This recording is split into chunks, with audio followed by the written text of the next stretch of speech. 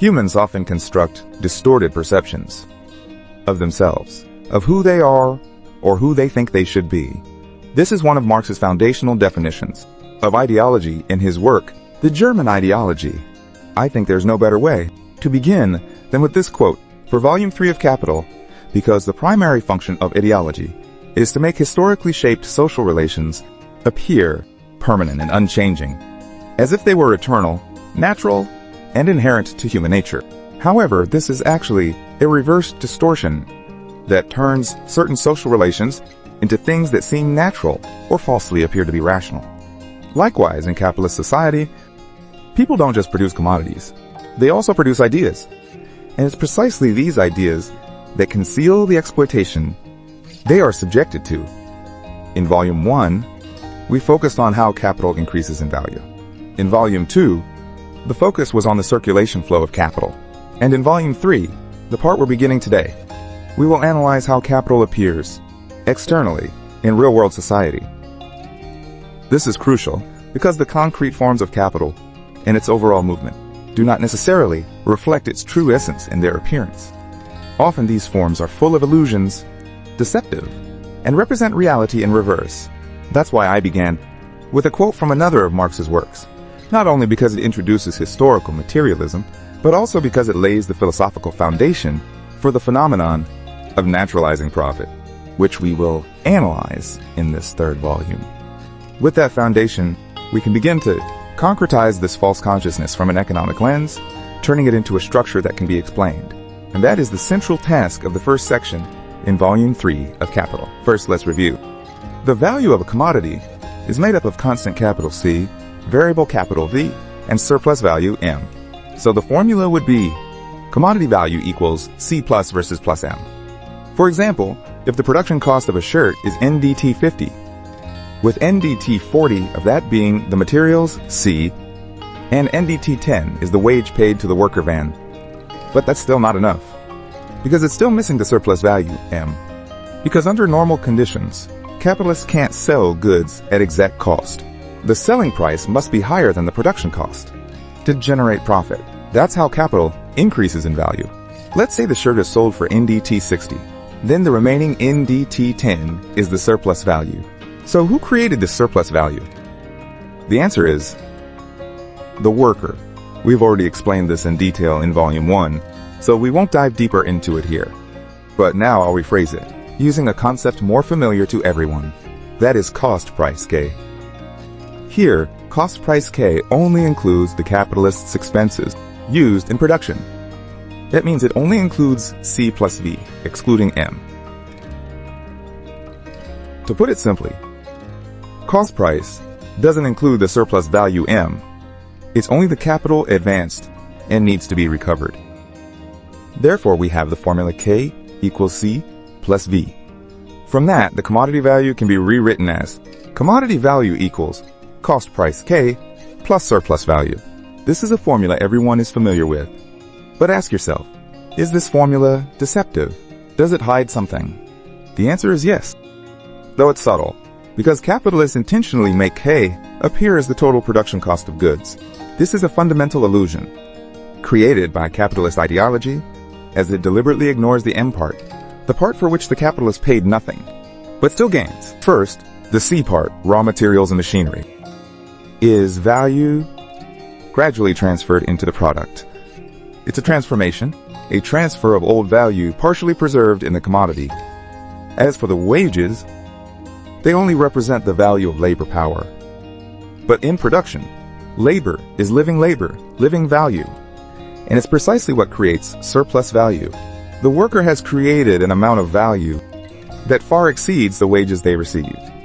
In the value expression, C is constant capital and V is variable capital, two very different roles. C is merely the transfer of value. It doesn't create new value. On the contrary, V is the only element capable of creating new value. However, part of that new value is appropriated by capital without any compensation. That part is the surplus value, EM. If we use the concept of production cost for analysis, then C and V are treated as equivalent, both seen as prior expenses. This erases the special role of variable capital. To put it bluntly, why is a living, breathing human who constantly creates surplus value treated the same as a machine? Why are both categorized as past expenditures? The reason is because, by doing this, it helps conceal the origin of surplus value, hiding the new value created by workers, making it seem like it's already included in wages.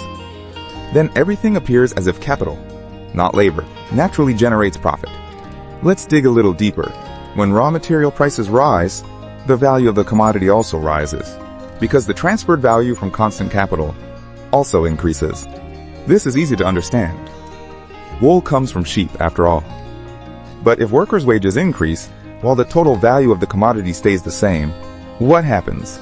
The surplus value, M, is reduced, because within the total commodity value, new value is determined solely by labor time. Raising wages doesn't increase the total value. It only reduces the surplus portion. So what do you notice? Changes in constant capital, C, affect the total commodity value. But changes in V, variable capital, don't change the total value. They only affect the profit margin. Only living labor creates new value. Machines cannot do that. This is exactly the inversion Marx talked about, the reversal between appearance and essence in capitalist economies. In capitalism, on the surface, it looks like capital generates value. But in reality, value is created by labor, while capital merely appropriates the outcome. The living labor of workers, which should be the source of value, is instead portrayed as just another expense. Wages, constant capital, and variable capital then appear identical, all just costs. As a result, the true origin of surplus value is completely obscured. Profit now appears as a natural return, a justified reward for investment expenses, rather than the result of workers' labor. This is exactly one of the points that Marx strongly criticized. He called it vulgar economics, which is based on the idea that value is determined by production costs, and profit is a fair reward for efficient capital allocation. However, that theory never questions the origin of surplus value and only focuses on how to obtain profit in a seemingly fair way, aside from costs. From there, they construct arguments to justify the capitalist exploitation of labor. For example, some argue that profit comes from taking risks or from the time value of money. These arguments may sound reasonable at first glance, but they avoid a fundamental question. Is profit actually derived from unpaid labor of the workers? To put it simply, this is a matter of distribution. There's also another common misunderstanding worth noting. Many people believe that fair distribution means equal division. That is also wrong. We'll discuss this topic in more detail in the later part of Volume 3, especially in the analysis of the forms arising from interest, rent, and taxes. Therefore, when cost price K is used as the starting point to analyze value, capitalist good can be proudly presented as if the capital they invested, even borrowed capital, is what generates value and profit, while workers' labor is devalued, almost completely ignored. Right from the start of any given project, so-called costs are already in place, and a real flesh and blood human being is reduced to just another commodity on the market.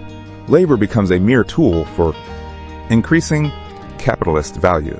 He is no longer a human being with flesh and blood, with inherent worth or the capacity to create new value. That is the phenomenon of mystification and alienation we discussed in the first volume. So-called K, a part of the commodity value, is both real and highly misleading.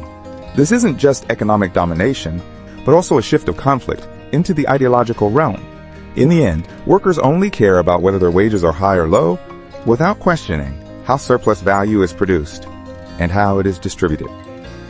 They'll believe everything is a matter of free choice, that both sides agree voluntarily. Capitalists claim that profit is a well-deserved reward that they've earned, not the result of exploitation. The whole process is painted as a fair market exchange. People readily believe that profits come from the capitalists' ability to allocate resources efficiently and their willingness to take risks. Few understand that profit is actually the result of the capitalist withholding part of the worker's wages. On the capitalist accounting books, this form of exploitation will never appear. It will be recorded coldly as costs and profits, legitimate looking clean, and perfectly rational. But this description doesn't mean capitalists are intentionally trying to deceive others. It's simply the inevitable result of the capitalist system. No matter how honest the capitalists may be personally, they can only perceive things from the perspective of cost and profit. Please note here, I put the word deceive in quotation marks, because the concept of cost isn't inherently deceptive, but it does lay the groundwork for deception. Cost is not the origin of value. It is merely a way value is expressed. It's not a neutral metric either, but rather a prerequisite for hiding exploitation.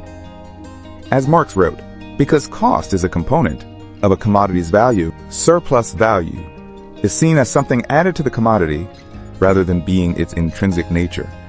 Of course, everything has two sides. If I keep harping on exploitation and more exploitation, then it would lack objectivity. So now we need to look at the other side and analyze this issue without ideology to understand why it leads to such outcomes. First of all, every business activity needs a profit margin. That's the most basic prerequisite. Without profit, no one would be willing to engage in business. Commodity and money circulation would come to a halt. The core issue here is whether distribution can be carried out in a fair manner. And here I emphasize fair, not equal. Just like you, those of you watching this video, if you own assets that generate income and have employees, can you restrain your greed over property based on the differing efforts of each person to divide wages and profits in a fair way? I believe it's absolutely possible. But if other capitalists, big or small, see the way you're distributing things, not only will they mock you, they'll attack you in the market and even join forces to spread propaganda claiming you're disrupting market rules and then use every possible channel to boycott, smear your products, and discredit your brand. Please remember, labor is labor, and circulation is circulation. To the buyers in the market, they usually don't care much about the production process. What they care most about is price and product quality, and in the end, the overall public perception of that product. Because of issues in distribution, your profit will never catch up with the growth rate of other capitalists.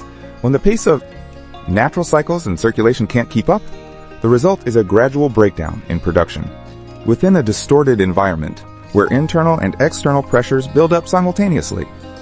In such circumstances, can fair distribution still be upheld? This is a reality soaked in blood and tears of the industrial capitalist era. In such a distorted system, any effort toward equality cannot survive. You may wonder, I just want to respect humanity so that everyone can live as a true human being, live with kindness, grow together, and cooperate. So what's wrong with that? Remember, in capitalist ideology, there is no right or wrong, only interests. Moreover, unlike us, that system doesn't place social responsibility as a priority. Whether it's capital or industry, neither feels obligated to society. That entire ideological system drives everyone to chase efficiency and results as the ultimate goal. And it is within that context that exploitation becomes an inevitable product, a consequence inseparable from the capitalist mechanism. This is also the internal contradiction of capitalism. In Volume 1, we talked about the rate of surplus value, with the formula being margin. That is, surplus value divided by variable capital. This formula reflects the worker's perspective. The surplus labor produced by workers is appropriated by capital, without compensation, shown as a ratio. But in Volume 3, capitalists don't use wages to measure profit rates. They calculate it based on the total capital advanced. That is, profit rate equals M divided by C plus V. At first glance, this seems like just a formulaic change, but in reality, it reflects a class-based perspective shift, one that leads to a serious ideological misconception, erasing the role of labor from public consciousness. Because when you use total capital, C plus V as the denominator, people forget the simple truth that only V, which is living labor, can create surplus value, while C merely transfers existing value. When capitalists calculate profit based on total capital, they give the impression that every investment, from machines to factories to wages, all contribute to generating profit. But in truth, only wage labor can create new value. Capital itself cannot create any surplus value on its own. This conflation turns the profit rate, which is a form of exploitation, into a seemingly neutral investment return, appearing objective and rational. As a result, workers no longer see the traces of exploitation. Let's look at a concrete example. A shoe factory produces a batch with raw materials costing NDT 100. Worker wages are NDT 50. Total production cost for that batch is NDT 150. If that batch is sold for NDT 300, then the surplus value or profit that the capitalist claims is 300 to 150 equals NDT 150. According to the profit rate formula, we get profit rate equals 150 divided by 150 equals 100%. Sounds reasonable, doesn't it? But this is not the same as the surplus value rate. Why? Because the profit rate is not equal to the surplus value rate. Only the surplus value rate reflects the worker's contribution. How much surplus value was created? The formula still applies, as shown in the example. It's clear that the worker created NDT 150 in surplus value, but was only paid NDT 50 in wages. So 150 divided by 50 equals 300%. That is the actual rate of surplus value. To be precise, it reflects the extent to which labor is being exploited. The higher the number, the more severe the exploitation. Meanwhile, the profit rate is the ratio of investment to return, which is what capitalists care about. It includes constant capital, and therefore, the profit rate is usually lower than the surplus value rate. It's also affected by the C factor, which is constant capital. The more invested in constant capital, the lower the profit rate becomes, even if the level of exploitation and surplus value rate are extremely high. If we only look at the profit rate, we cannot accurately assess the level of labor exploitation. A low profit rate doesn't mean low exploitation, and conversely, a high profit rate doesn't necessarily mean more value is being created. In reality, there are three variables that affect the profit rate. The first variable is the composition of capital, the ratio between constant capital C and variable capital V. The second variable is the turnover speed of capital. As analyzed in Volume 2, within a year, the faster the capital circulates, the higher the profit. Capital, in essence, doesn't care about the nature of labor itself, only how quickly it can be transformed into profit. The third variable is the surplus value rate we just discussed. You can better understand it by breaking it down into wages, working time, and labor intensity. Of course, here we must make an assumption. That profit is temporarily equal to surplus value, disregarding the fact that profit is split into forms like interest, rent, taxes, etc. Nor do we mention the difference between actual profit and average profit. To be more precise, we should also consider fluctuations in currency value. But within this scope, we'll temporarily assume stable monetary value. These factors will be analyzed further, in more detail in the next sections, combined with the realities of globalization, resource conflicts, and supply chain disputes. Some may wonder, aren't all of these just theoretical ideas? In fact, from the very beginning of Marx's original text, he emphasized, let's assume this for now. It's a step-by-step process of reasoning. Only when we treat profit as equal to surplus value, as a starting point, can we understand the logical structure of the profit rate. And later, when we talk about average profit, we'll better understand how far it has drifted from its origin, surplus value. Through the examples just discussed, you can clearly see the relationship between the profit rate and the surplus value rate depends on the weight of variable capital in total capital, even if the surplus value rate is very high, meaning workers are working extremely hard. If the capitalist invests mostly in constant capital, like machines and raw materials, the profit rate may still be low. So can we say the profit rate is always lower than the surplus value rate? The answer is yes, except in one extremely rare case, when capital consists entirely of variable capital, no constant capital. In simple terms, only wages are paid and no machines or raw materials are purchased. But in reality, that is impossible. Therefore, the profit rate is always lower than the surplus value rate. I want to emphasize again that in Volume 3 of Capital, much of the content consists of mathematical formulas. Later on, I'll try to explain them in the clearest possible language. Only when a concept can't be replaced with ordinary language will I use Marx's original formula. Thank you for your understanding. If you find it confusing, don't worry. It's just a chain of logical arguments, and I will always explain the conclusions in plain words. Let's begin with extending the working day. For example, increasing from an 8-hour day to a 10-hour day without increasing wages. Anyone can understand that when working hours increase, the surplus value also increases. When the surplus value rate rises, the profit rate will rise as well. The second case is when labor productivity increases. Then likewise, surplus value also increases, leading to higher profits. Combining these two common cases, we can see that in the capitalist production system, the lower the wages of workers, the higher the surplus value rate becomes. The smaller the variable capital, the greater the profit rate. However, the value of V, variable capital, does not accurately reflect actual labor time. It is merely an indicator of total labor. The less necessary labor, the more surplus labor, leading to a higher surplus value rate. As for constant capital C, like machinery and factories, its value lies only in the pre-existing value that it carries over, not in any new value it creates. It has no ability to generate surplus value on its own. This is precisely the point that Marx summarized in his original formula. We can separate this formula into two components. One is the surplus value rate, M. M is determined by wages, length of the workday, etc. The second is the proportion of variable capital in total capital, V/T. That is, V/C depends on capital composition. Suppose we keep the surplus rate M fixed constant, we can identify 5 different scenarios. Simply put, all the reasoning so far is based on the assumption that the surplus value rate remains unchanged. From there, we examine each factor either in isolation or in combination to see how they affect the profit rate. In the first case, M remains constant, but the proportion of variable capital changes. That is, V/C changes.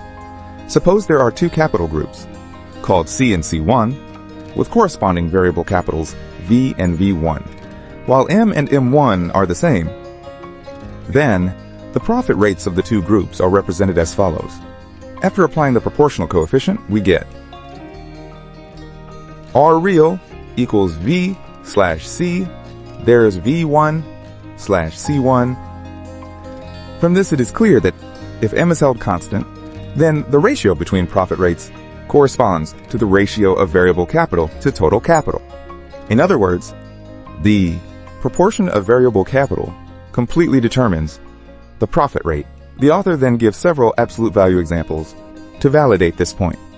Here, I won't go into numerical details, but for those of you with a strong math background, when reading this section in Marx's original text, you might wonder, why did Marx use absolute numbers instead of percentages?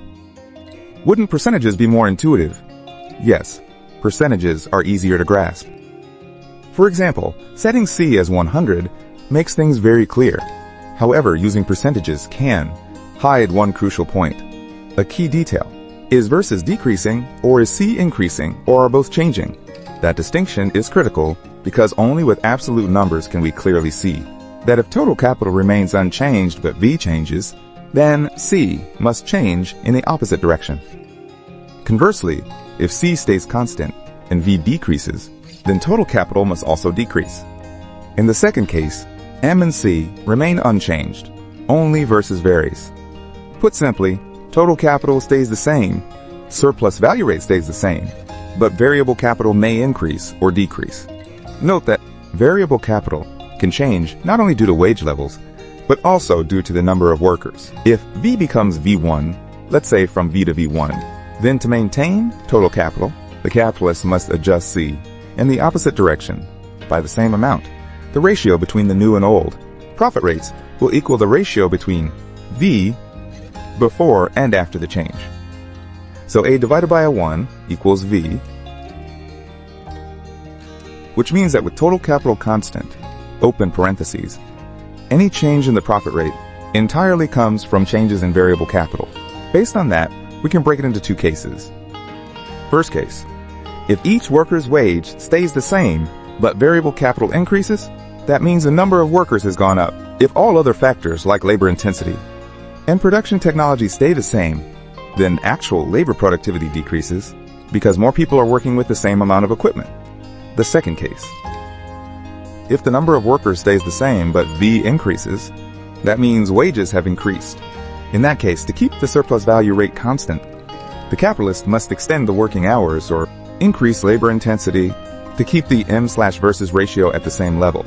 So in both of these scenarios, we see that when the absolute amount of variable capital changes, it inevitably leads to changes in the number of workers, their working conditions, or both, in order to maintain a given level of exploitation. Next, we'll look at 3 cases regarding capital composition. When the means of production, MP, remain unchanged, but variable capital V changes slightly, causing constant capital C to change accordingly. Or when MP and V remain unchanged, but C changes, causing total capital to change. Or when MP stays the same, but everything else changes. These 3 cases can be analyzed together. The first 2 cases are easy to compare by tracking the changes in each component. As for the third case, where MP remains constant, but other factors change, that is a special situation, because it can essentially be broken down into the first 2. For example, when capital both needs to increase labor and invest in more advanced equipment or larger facilities, then total capital C will change accordingly. Just break the process into stages. Change in V first, then in C, or vice versa, and it still falls under the first 2 cases. So the conclusion is, when variable capital increases, while the exploitation rate remains unchanged, the profit rate will also increase. But when constant capital increases, the profit rate decreases. If both increase or decrease together, then whether the profit rate rises or falls depends on which factor changes more. At this point, someone might wonder, why make it this complicated? The answer is, this is the method of separate analysis and synthesis. That is, we isolate each variable to see its direct impact on the profit rate, and then consider how these variables interact as a whole, to understand how they cancel or amplify one another. These deductions may seem abstract, but they're actually very concrete. They help us understand whether capital should invest more in people or in machinery. These changes directly affect the profit rate per every 100 units of investment. From there, you gain a clearer view of how capital truly exploits. Where does it begin? Why is it done that way? Who benefits? Who loses? And what is being hidden? Earlier, we assumed MP remains constant. Now, we'll assume the capital composition VC remains constant, while MP begins to change. In other words, under conditions where the ratio of employed workers, the profit rate tends to decline. This is the famous law of the falling rate of profit that we analyzed in part 2 of volume 1. As capital accumulation increases, while the amount of living labor decreases, it ultimately leads to crisis. To maintain profits, capitalists intensify exploitation. Capital becomes more concentrated, but investment opportunities shrink as profits fall. They would rather not invest than take risks. Eventually, this leads to capital surplus, but a lack of opportunity and production stagnates. When the profit rate falls to a critical threshold, capitalists begin cutting production, laying off workers, even destroying excess capital, and the entire economy plunges into crisis. So we can see that the more capitalism develops, the closer it approaches structural crisis. In fact, new technologies are often born out of good intentions, and technology itself is neutral. It's merely a tool. The issue lies in the system it serves. Under capitalist logic, where everything is driven by efficiency and results, technology is used to reduce manpower, cut costs, and raise the surplus value rate.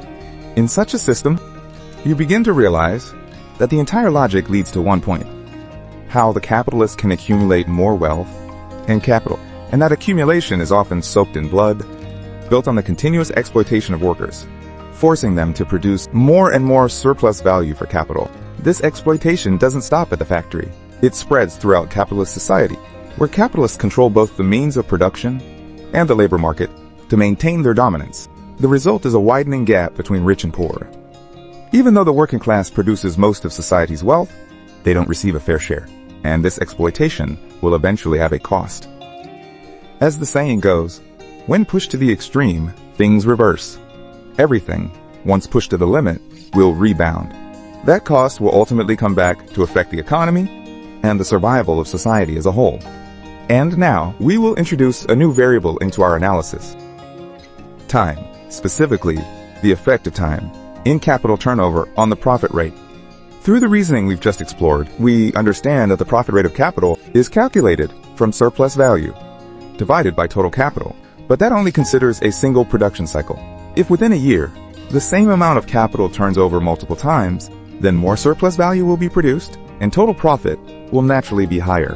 That also means the level of exploitation becomes more severe. As mentioned in Volume 2, when other factors remain unchanged, the faster the capital turns over, the higher the profit rate. Therefore, the annual profit rate, denoted as PP, is calculated by taking the annual surplus value and dividing it by total capital. However, there's a common point of confusion here. Does the capital in the denominator mean the capital actually used during the year, or the entire capital advanced for the year? The answer is, it must be the full capital advanced for the year, because that represents the real burden the capitalist bears, and the greater that burden becomes, the more they must seek to increase surplus value. That is, increase the numerator, to keep the profit rate from dropping. And the way to do that inevitably means raising the level of exploitation. At this point, if we incorporate the turnover speed of capital, denoted as M, along with the ratio of variable to constant capital into the formula, we get the following composite formula. You might wonder, why are we returning to this formula again? Didn't we already say before that we only need to divide annual surplus value by total capital? Well, in fact, this version helps transition from a static theory to a dynamic model. It offers more detailed analysis because in reality, variable capital is not a fixed component. It goes through multiple turnovers, and in each cycle, variable capital creates a new amount of surplus value M, and this M gets reused over and over again. Therefore, the real-world profit rate formula needs to take this repetition into account. Analyzing it this way allows us to maintain a dynamic perspective, because capital is not a static object, but a continuous cyclical process. From this formula, we clearly see if the same amount of capital turns over faster, it will produce more surplus value, and the annual profit rate will also be higher. What capitalists really care about isn't the profit per cycle, but the total annual profit. That's why turnover speed becomes a tool for temporal exploitation. Exploitation through time. To speed up this process, capital will push factors like faster sales, higher tech applications. At first glance, these seem like ways to increase profit without exploiting labor, but in reality, the ultimate goal is still to accelerate exploitation, the pace of labor. In fact, labor rhythms are governed by the rhythm of capital turnover. If a process of exploitation occurs 2, 3, or even 4 times a year, then capital accumulation doubles, triples, or quadruples. That's why capital emphasizes efficiency, fast-paced production, high-speed output, on-time delivery. The faster the turnover, the more frequently surplus value is realized, and the more profit is maximized. Capital doesn't care about the nature of the work. It only cares about converting labor power into profit as quickly as possible. This raises a practical question. If capital can't increase labor intensity or turnover speed, is there still a way to raise the profit rate? The answer is, cut costs on constant capital. In other words, as long as output isn't affected, then reduce spending on raw materials and machinery. That is, costs unrelated to human labor in the profit formula. That means if you can't expand the numerator M, then to raise the profit rate, you must reduce the denominator, C plus V, especially the C part. This is quite easy to understand. For example, many capitalists can share the same factory or equipment to reduce per unit production cost. Just like today, shared warehouse rental, in essence, is about sharing the cost of fixed capital usage. Or, one could use higher efficiency machines or fewer materials to complete the same production volume. Shared warehouse rental, in essence, is a way to split the cost of using fixed capital. Alternatively, one could use more efficient machinery or fewer materials to complete the same volume of production. However, this method is difficult to generalize because it depends on the technological level of the era. That's also why nowadays, countries place great importance on scientific and technological research, because the nature of technology is continuous replacement, eliminating outdated and costly processes. Another example is the reuse of byproducts. For instance, after corn is harvested, the cobs can be sold back to farmers as pig feed.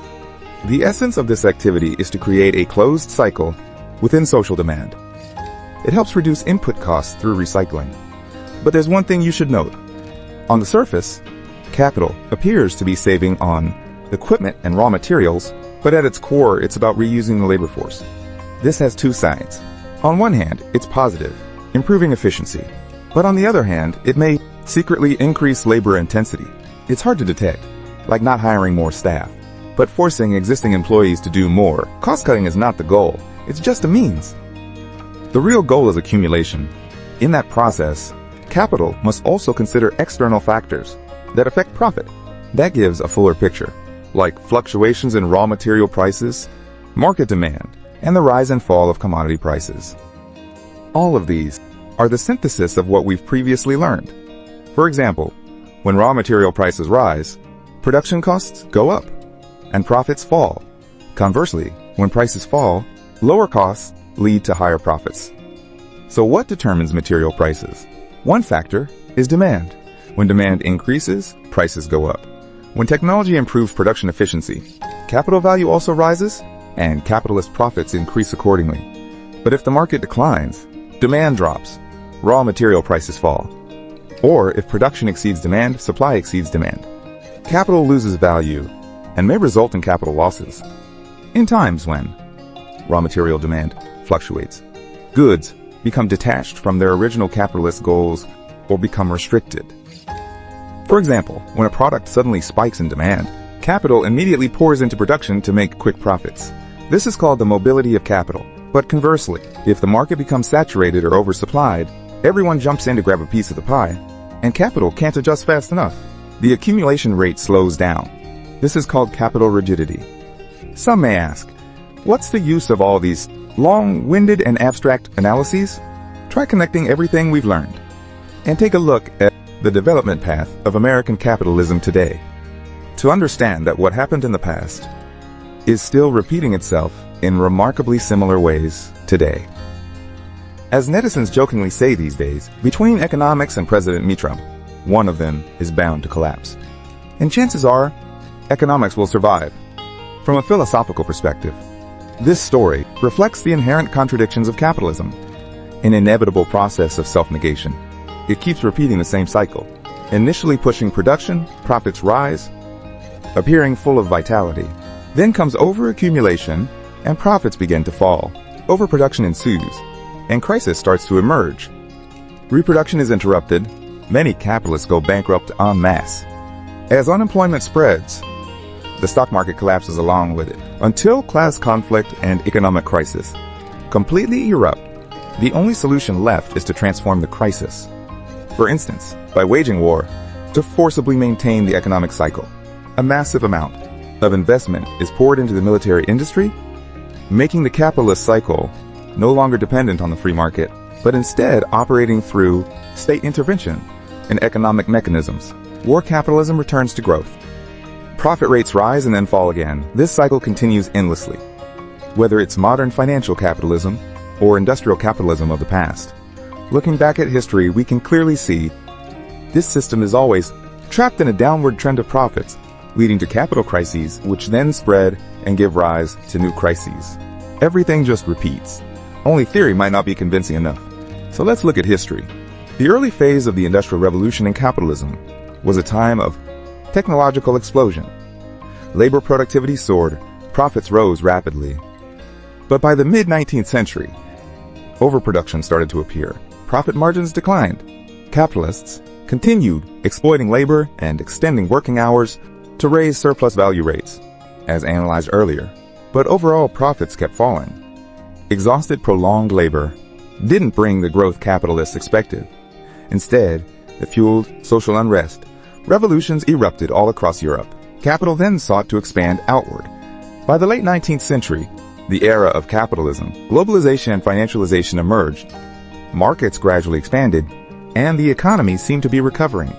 But not long after, in 1873, the world fell into the first major economic crisis in capitalist history. A wave of financial speculation collapsed globally, and many small businesses went bankrupt. After that came a period of recovery and expansion. During this period, colonialism surged powerfully. Major powers competed for colonies around the globe to expand resource sources. and consumer markets. As previously analyzed, imperialism is the highest stage of capitalism. The competition between empires grew fiercer, and conflicts deepened, leading to the outbreak of World War I in 1914. As the principle goes, infrastructure determines the superstructure, and conversely, the superstructure also influences the infrastructure. Although on the surface the war stemmed from political and military causes, the economic factor, especially the struggle over resources among capitalist countries, was the real driving force. History repeated itself in the 20th century. The 1929 crisis once again plunged the global economy into recession. During this time, a notable figure was U.S. President Herbert Hoover, who enacted the Smoot-Hawley Tariff Act, a policy similar to Trump's later on, which sharply increased import taxes. Many goods were taxed at 50% to 100%. As a result, Germany, France, and the UK retaliated with high tariffs on American goods, worsening the global recession even more severely.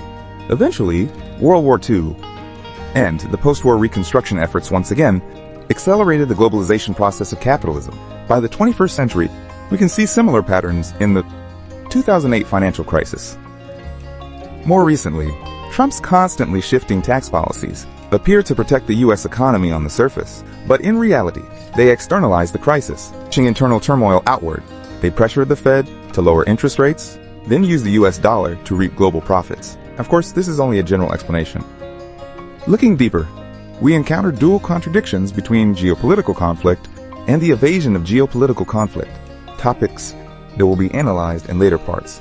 The cycle from the 19th to the 21st century seems to keep repeating. Capitalism expands, hits a crisis, then exports the crisis to save profit margins, but quietly sows the seeds for the next crisis. There's a common misconception here. War is just one visible form of exporting crisis. Besides war, there are many other mechanisms at play, so don't assume war is inevitable. In the face of an ever-changing world, we often hear a saying, the world has the strong and the weak, some are sheep, and some are wolves. Some only take orders, while others set goals for the rest. And you should strive to be the one setting the goals.